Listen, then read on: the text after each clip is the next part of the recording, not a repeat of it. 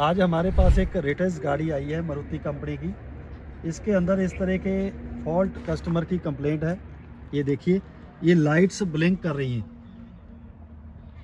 Battery, oil pressure और screen के अंदर लाइट आ रही है और इधर भी। इस तरह की प्रॉब्लम्स अक्सर मीटर में, टू व्हीलर में, थ्री व्हीलर में, फोर व्हीलर में, ट्रक्स के अंदर, एग्रीकल्चर मशीन्स के अंदर भी आती हैं। तो इस मीटर के अंदर, इस क्लस्टर मीटर के अंदर जो पावर है, पहले तो वो चेक की जाती है। पावर कहाँ पे चेक करेंगे? यहाँ पे। इसके पीछे एक कनेक्टर लगा हुआ है। ये इसके अंदर पहले सबसे फॉल्ट को डायग्नोज करने के लिए पॉजिटिव, नेगेटिव चेक की जाती है, जैसे डायरेक्ट वोल्टेज, इग्निशन और बॉडी ग्राउंड। तो ये जब ठीक पाया जाता है तो उसके बाद फॉल्ट हमें इस क्लस्टर मीटर के अंदर देखेंगे। क्लस्टर मीटर के अंदर भी हम वही कंपोनेंट्स चेक करेंगे जिनके कारण इस तरह हो सकता है। इसमें फॉर एग्जांपल जैसे पावर अंदर जा रही है, कोई डाइड फॉल्ट ही हो सकता है। इस क्लस्टर मीटर में जब पावर जाएगी तो उसमें कैपेसिटर भी आएगा। यदि कैपेसिटर, डायड, कैपेसिटर के बाद में आएगा वोल्टेज रेगुलेटर आईसी, रेगुलेटर के बाद आएगा कोई मेन आईसी। तो चार कंपोनेंट्स में से किसी एक कंपोनेंट में फॉल्ट होता है।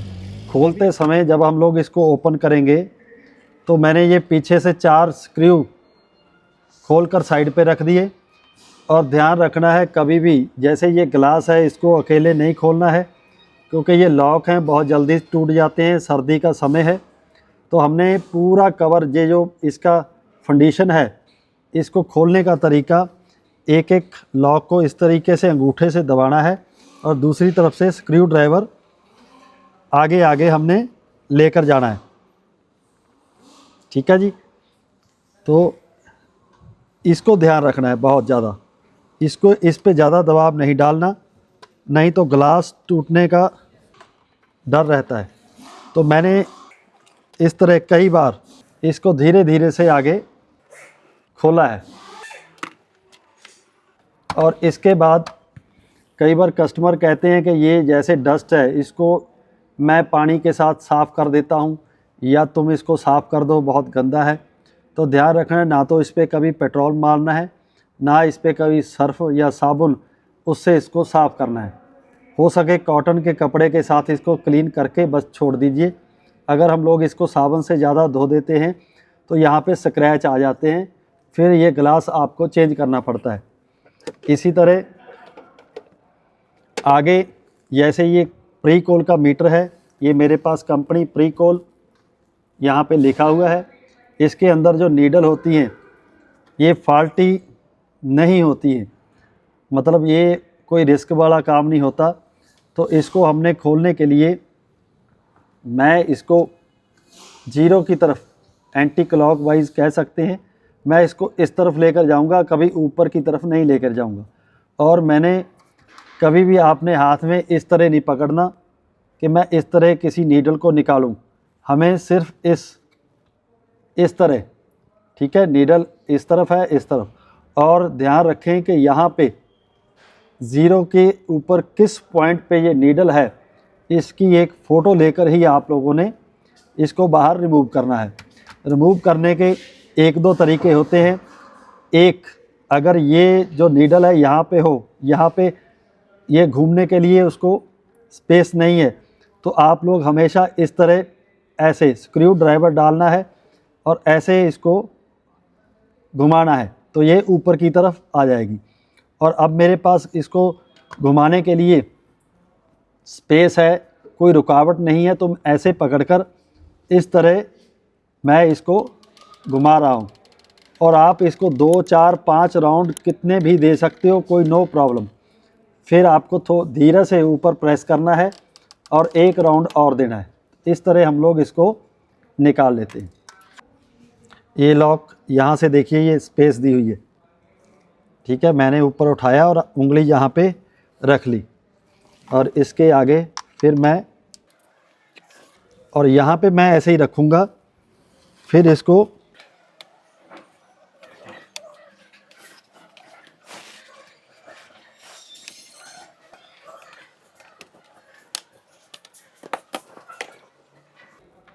अब ये मैंने यहाँ पे इसको खोल लिया है, इसके पीछे कुछ भी नहीं है, ये एक मोटर है, इसके अब ये 2 लॉक है, ठीक है जी।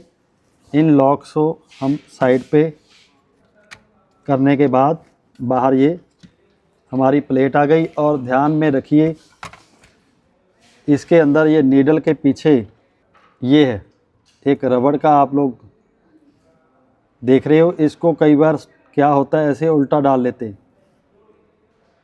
ठीक है। ये नोब हमारी दबाने से काम नहीं करेगी, इसको ध्यान में रखना है, कई बार गिर जाता है तो भी परेशानी आती है। अब देखिए ये हमारे पास मीटर मैंने खोल लिया है, इसके अंदर हमारी ये लाइट ब्लिंक कर रही है, इसका कनेक्शन सीधा आईसी से। इसी तरह जितने भी हमारे ये कंपोनेंट्स लगे हुए हैं, बल्ब लगे हुए हैं, एलईडी बल्ब, इनके अंदर प्रॉब्लम है, लाइट ब्लिंक कर रही है। तो सबसे पहले यहाँ पे हम लोगों ने एंटर करना है, यहाँ से इन पिनों से नेगेटिव और पॉजिटिव डायोड से होते हुए कैपेसिटर में, कैपेसिटर से होते हुए किसी ना किसी वोल्टेज रेगुलेटर आईसी में आएंगे। हमें मोस्टली फॉल्ट मिलता है जैसे डायोड चेक करने हैं, डायोड के बाद कैपेसिटर और वोल्टेज रेगुलेटर आईसी, तो इनमें फॉल्ट मिलता है। तो हमारे पास जो एक्सपीरियंस है उसके कारण हम लोग फॉल्ट पे बहुत जल्दी पहुंच जाते हैं।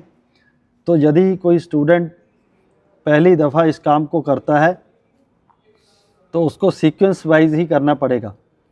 नेगेटिव पॉजिटिव पास किससे करते हैं, डायोड से, डायोड पे फिर कैपेसिटर, कैपेसिटर से फिर वोल्टेज रेगुलेटर आईसी।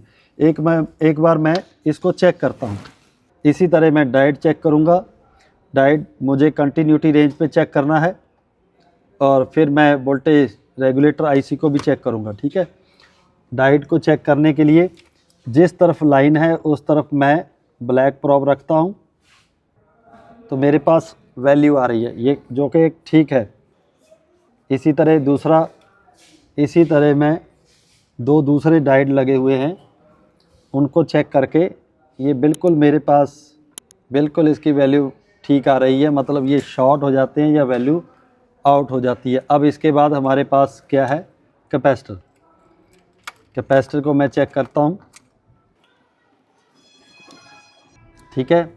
अब जब हमने देखा मोस्टली ये इसके अंदर ये कैपेसिटर बहुत ज़्यादा अभी हमें ठीक बता रहा है, लेकिन हमें फॉल्ट कैसे मिला था पहले दफ़ा इसमें, तो ये कैपेसिटर जो है यहाँ पे हमें लिक्विड फॉर्म में कुछ मिला, लिक्विड फॉर्म में, मतलब ये लीक हो जाते हैं। लीक होने के कारण यहाँ पे लिक्विड फॉर्म, हमें लिक्विड मटेरियल दिखाई दिया, उसके कारण हमने जब ये कैपेसिटर को चेंज किया तो हमारे मीटर बिल्कुल प्रॉपर हो गया। तो इस कंडीशन में हमें अब इसकी वैल्यू हमें ये प्रॉपर दे रहा है, लेकिन जब हम लोग इसको सप्लाई देते हैं पॉजिटिव और नेगेटिव इसमें आती है, तो ये उस समय शॉर्ट कंडीशन में आना स्टार्ट हो जाता है। कभी शॉर्ट, कभी लाइट्स ऑन हो रही हैं फिर ऑफ हो रही हैं, ऑन हो रहा है, ऑफ हो रहा है, ऑन हो रहा है, ऑफ। तो ये कैपेसिटर के कारण हमें ये प्रॉब्लम आई। लेकिन पहली दफ़ा हम लोगों ने ये प्रॉपर चेक किया, आईसी तक देखा, तो हमने ये जब चेक किया, चेंज किया, क्योंकि यहाँ पे लिक्विड था, तो तब से हम लोग ये कॉमन फॉल्ट जो है क्लियर करते आ रहे हैं। तो आगे हम लोग इसको अब दोबारा चेंज कर सकते हैं या इसको दोबारा लगाकर देख सकते हैं।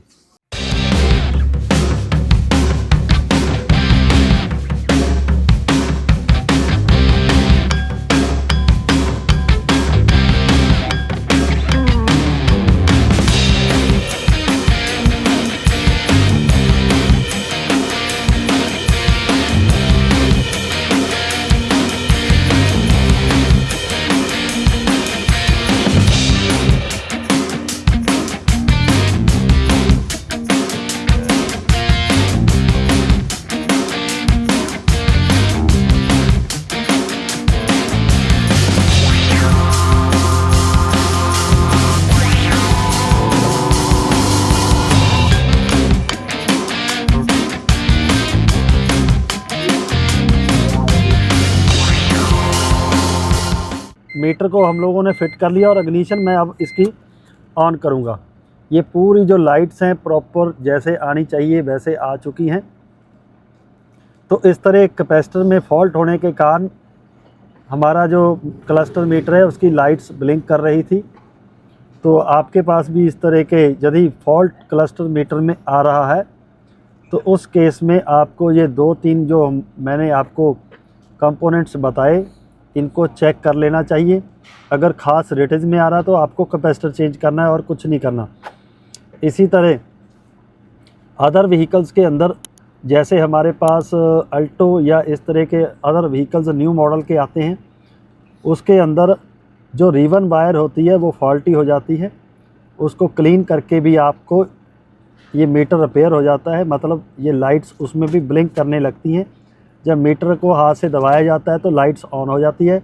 उस कंडीशन में आपको सप्लाई सबसे पहले चेक करनी है। जैसे मैंने इसमें आपको दिखाया था कि सप्लाई के ट्रैक में 3 कंपोनेंट्स आए, इसमें फॉल्ट हो सकता है।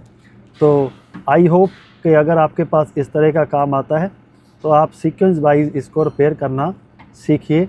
Okay, thanks.